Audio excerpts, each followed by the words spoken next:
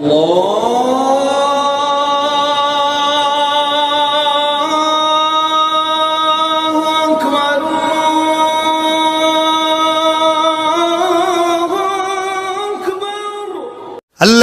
গরিবে নওয়াজে সলসা গুছো আসো ফিরে আসো গরিবে নওয়াজ সম্বন্ধে একটু জানি গরিবে নওয়াজ কি করেছিল শোনো হিন্দুস্তানের জমিনে পৃথ্বীরাজ চৌহান নামে একটা রাজা ছিল বর্তমান আমার ভারতবর্ষে যেমন নরেন্দ্র মোদী একটা রাজা রয়েছে তোমরা ভাবছো তো মুখ্যমন্ত্রী না রাজা উনি তুমি ভাবছো প্রধানমন্ত্রী না উনি রাজা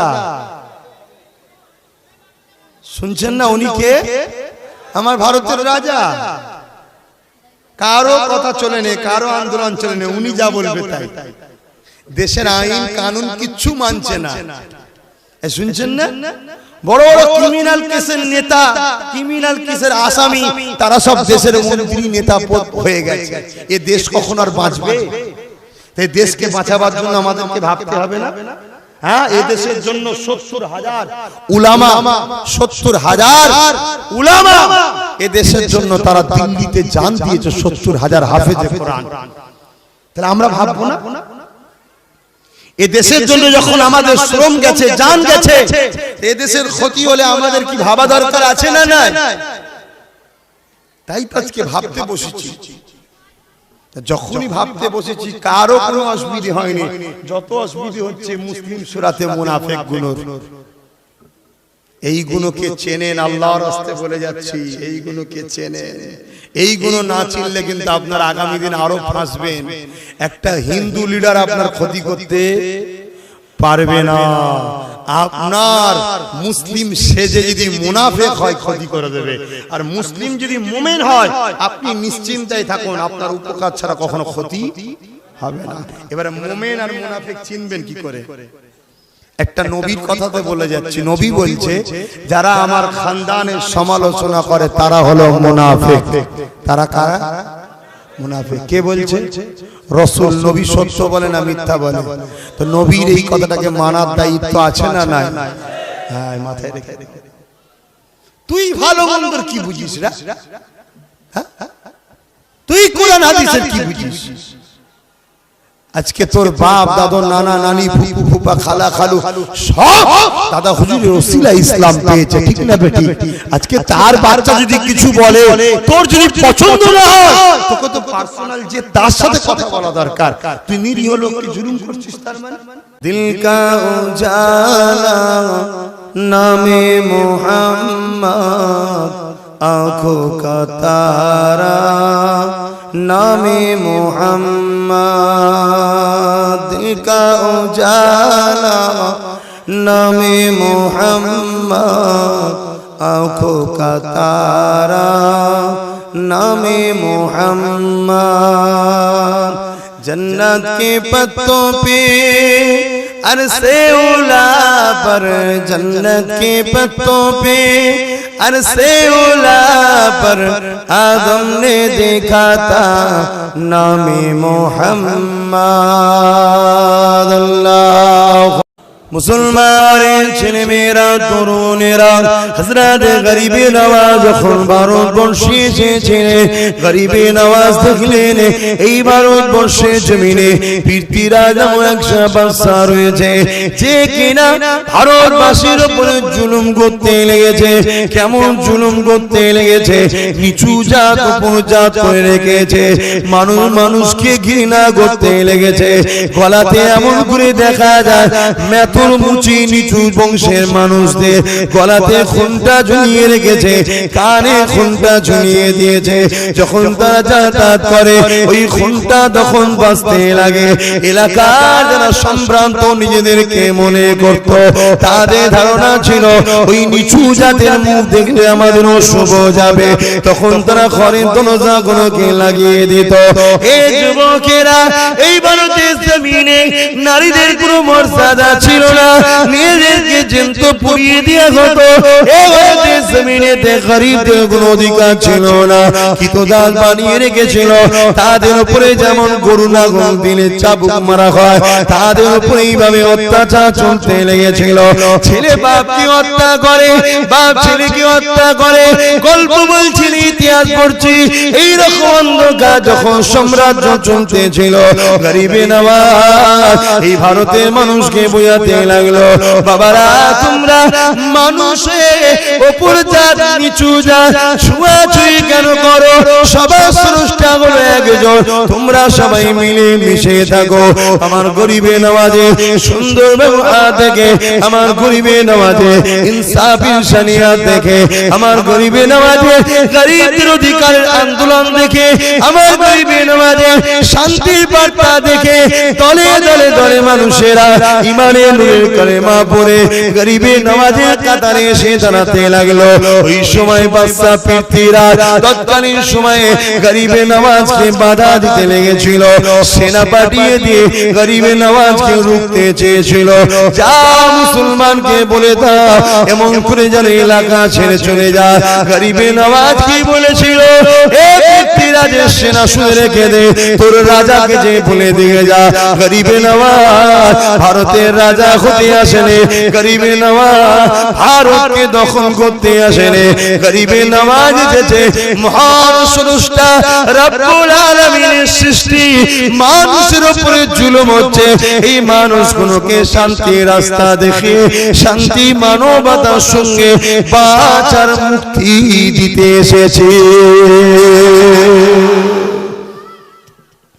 আজও সেই গরিবে নওয়াজের খানদান বলে যাচ্ছে, টিএমসি সরকার আমি তোর মুখ্যমন্ত্রী হওয়ার জন্য আমি এসেছি। বাংলার অসহায় মুসলিম দলিতদের উপরে ৭৩ বছর ধরে জুলুম হচ্ছে, এদেরকে তোদের দাসত্ব থেকে বাঁচিয়ে এদেরকে মুক্তি শান্তির রাস্তা দেখাতে এসেছি।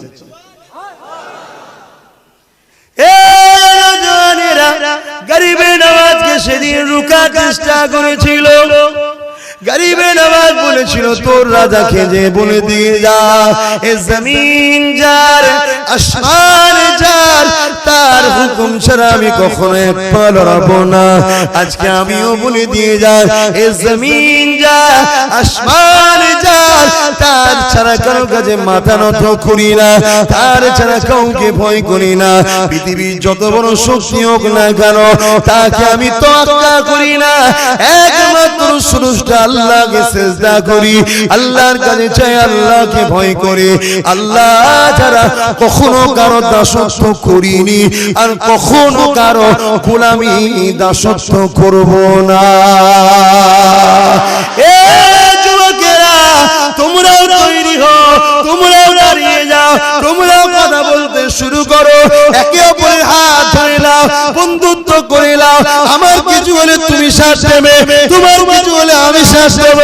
এইভাবে প্রতিটা বুথে বুথে ৩০ জন করে যুবক হাতে হাত মিলিয়ে দে, বন্ধুত্ব হয়ে যা।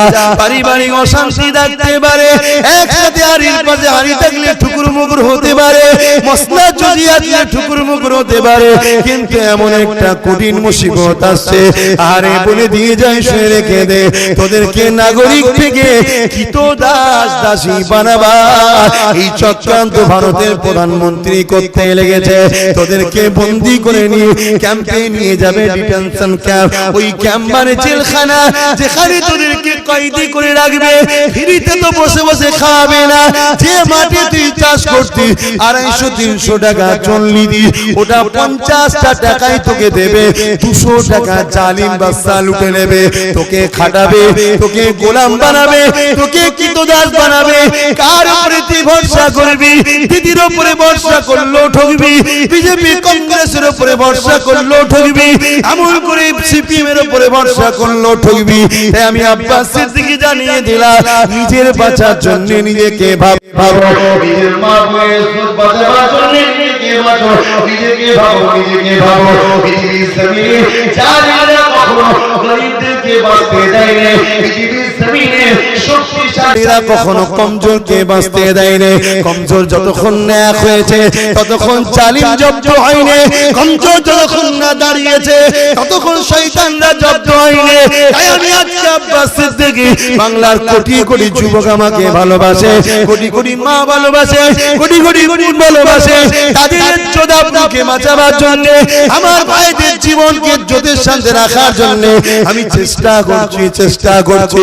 কিন্তু আমার আল্লাহ জানিয়েছে যে জাতি কখনো পরিবর্তন হতে চাইবে না, আমি আল্লাহ তাকে কখনো পরিবর্তন করব না। আল্লাহর রাস্তে বলে দিয়ে যায়, তোমরা চেষ্টা যদি করো আমার আল্লাহ তোমাদেরকে দয়া করবে, সাহায্য করবে। তোমাদেরকে আল্লাহ অবশ্যই জালিমদের হাত থেকে বাঁচিয়ে সুন্দর একটা শান্তির ভারত দিয়ে দেবে।